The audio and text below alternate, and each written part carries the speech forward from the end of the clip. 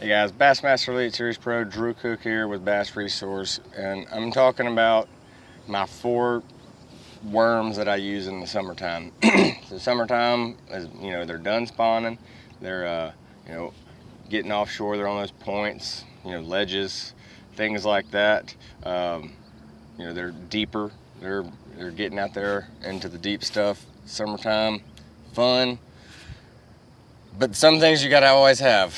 Like the first one here is a drop shot, and this is not a not a super long drop shot. It's fairly short. This is pretty much what I use when I'm fishing for largemouth in a pressured lake that are on the ledges. I'm gonna use this. This is the new Big Bite cliffhanger worm. This is like a hand poured worm. The sensation. I love this worm. It does really good on a drop shot and a shaky head and things like that. But I've got it on a #1 heavy cover, finesse heavy cover, straight chain hook from Gamakatsu, and my weight depends on actually how deep I'm fishing. This is a 5/16. But whenever I'm actually casting a drop shot and fishing it, I want a teardrop or ball style drop shot. That's so when you're working it and you're shaking the rod or whatever, it's maintaining contact with the bottom. Whereas if you had like a cylinder weight, it would pull a lot easier. So this is gonna have 10-pound Sunline Sniper and 12-pound SX braid, and I'm throwing this on the 723 Dobbins Ecstasy. I've got a 2500 reel or 3000 reel, making long casts. And this is also like whenever you're throwing something else, you might be cranking or something like that, and you look down at the graph and you're like, oh my god, there's one right there. Now, this is what you grab. You drop it down to them, they follow it down, they bite it, you catch them, move on, But whenever the fish get really pressured, this is what you got to do. And a lot of times when they get super pressured, you don't actually shake this whenever you throw it out there. You're just pulling it like you would a Carolina rig, pulling it and stopping and pulling it and stopping, fishing it really slow. But that's when they're really pressured, whenever you have to do that. The other good worm is a shaky head. And this is when they go from the the backwaters that are on those secondary points, all the way out to the main lake points, to the ledges.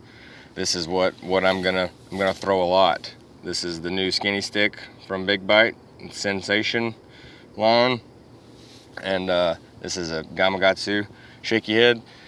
And I probably, I don't know, 90% of the time throw a 3/16. If anything, I'll go to a quarter. And there'll be some times where you throw an 1/8 ounce, very shallow. But this is what you're going to be using on those ledges that you don't want to throw the drop shot yet. If you have to, you will. But this is one that I normally tend to pick up earlier. It's also got 10-pound Sunline Sniper with 12-pound SX braid, and this is a little bit bigger rod. This is the Ecstasy 753 Dobbins. Just a little bit longer so you can cast it, and a little bit more backbone, so whenever you have that long cast, you can still get a hook in them. And this isn't just for the points and the ledges. A lot of time in the summer, fish get around the docks, and this is what I'm gonna fish around those docks. Skip around the docks, and where I grew up, the fish don't actually get underneath the docks. Like, you fished the outside of the docks, because there was a lot of brush that people were putting. That's where a shaky head is really good. And even fishing dock lights in the morning, I don't know if that's like a big deal everywhere, but around the South, docks that have lights on them are really good first thing in the morning. Throw this in there, and that's what you can get them to bite. Next, we're going old school. The ball and chain, the Carolina rig. My Carolina rig is pretty simple. I've got 20-pound Sunline shooter as a main line, and goes to a 3/4 ounce tungsten weight. I've got 2 beads. You probably do 1 bead. I like to have a bead, it protects the knot, and it also, you know, makes that clacking noise whenever you're hopping it over stumps and things like that. You got a big spro swivel, and then your leader. Here's a very important part about a Carolina rig. You want your leader to be smaller than your main line. You want your leader to break whenever you hang it up, not your whole setup. Because I mean, this is kind of time consuming. You're tying 3 knots. You know, it takes a little bit of time to do it.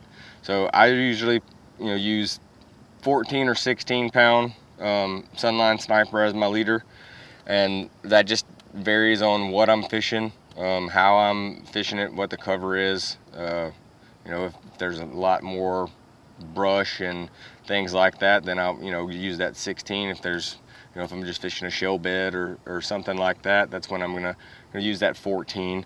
But one bait that I like to use on a Carolina rig is a trick stick, 5-inch trick stick. It's, you know, a stick bait. There's not a whole lot of action, but it just seems like that really gets bit. And I've got a 4/0 Gamakatsu G-Finesse hybrid worm hook.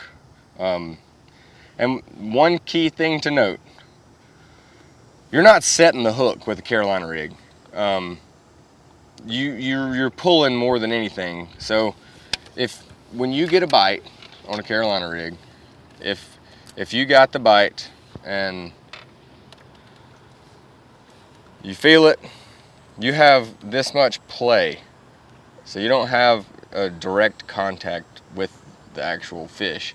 So he could bite it down here and start swimming this way. So when you reel down and you snatch all you can, you move the bait that far and you ain't done nothing to them. You're just gently pulling it out of their mouth. So whenever you get that bite on a Carolina rig, I always point the reel or rod at them, start reeling, and reel as fast as I can and sweep. It seems like 90% of the time you'll hook them that way and they don't come off. That's just my little tip for the Carolina riggers. You know, this is throw it on a pretty long rod. You want something that you can whip the Carolina rig out there. This is a 763 Dobbins Champion XP.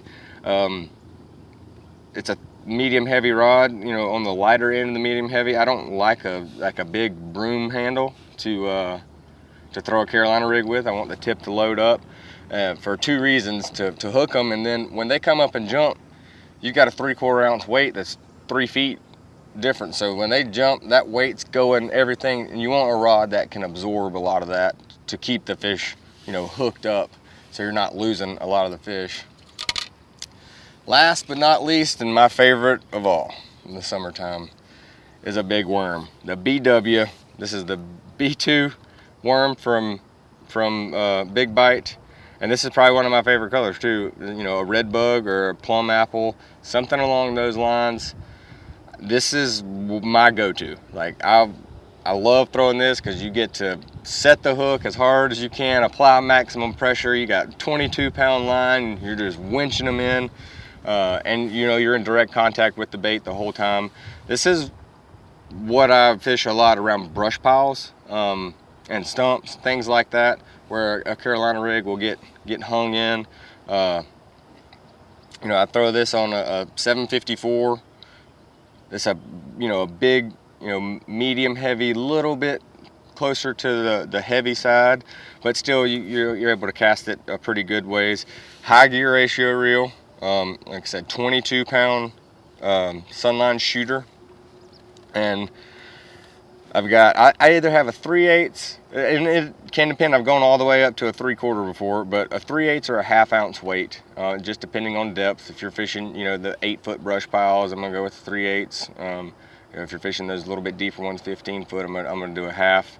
And this is a 6/0 hybrid worm hook.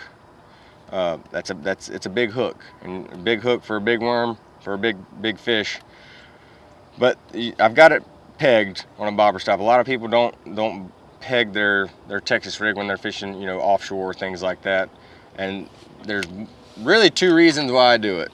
One, if your bait's in a brush pile, you know, you're fishing this in a brush pile, and then you come over a limb and your weight falls down and then you get the bite. Your fish is over here, your weight's over here, and then you're tangled, you got a mess, and you're hung up whenever you go to set the hook.